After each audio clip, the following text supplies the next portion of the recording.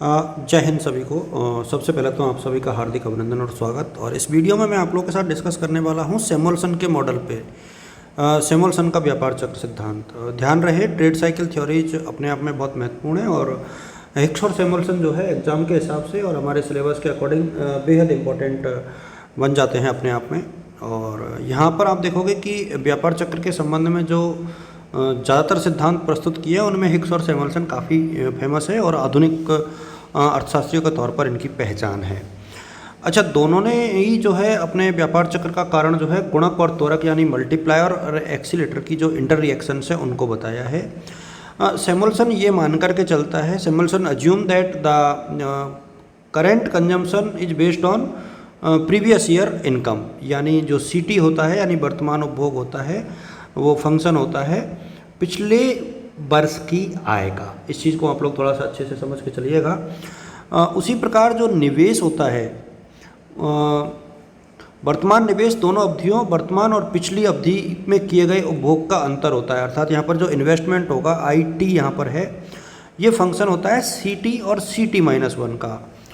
तो जो अर्थव्यवस्था यदि त्रिक्षेत्रीय हो तो वर्तमान आय को निम्नलिखित तरीके से लिख सकते हैं हम लोग।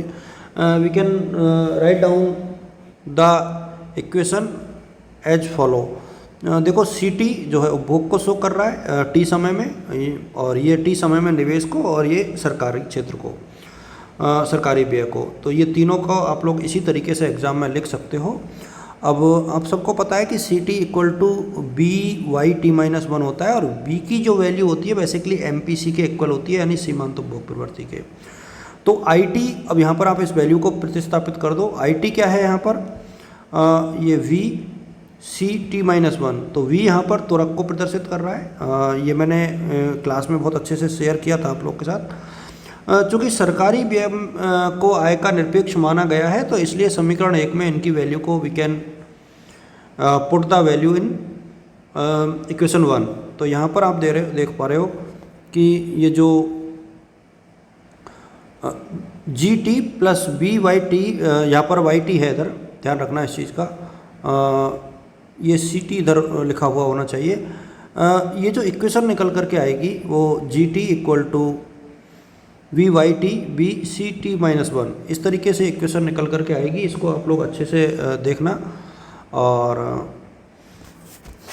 जब आप इन इक्वेशंस को अच्छे से रीड करोगे तो आप लोग ये पाओगे कि ये जो वैल्यूज़ है ना, ये आपको इसी तरीके से याद भी करनी है। सिर्फ ऐसा नहीं है कि सिर्फ इक्वेशन देखने से ही काम चलेगा, ये आपको पूरी जो इक्वेशंस है वो याद बेसिकली करनी पड़ेगी। क्योंकि इधर जो ये YT की वैल्यू दी गई है, एक्चुअली यहाँ जो वैल्यू दी गई है वो YT की वैल्यू दी गई है, तो इनको आप लोग इसी तरीके से देख करके चलना। ये YT की वैल्यूज़ है, ये GT है, ये GT है। यहाँ पर आप देख पा रहे हो कि यहाँ ये वैल्यू प्रतिस्थापित कर दी इन्होंने।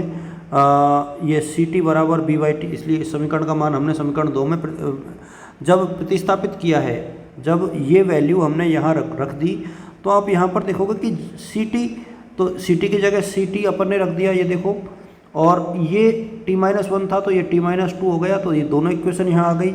ये हमारा अभी भी एज इट इज है।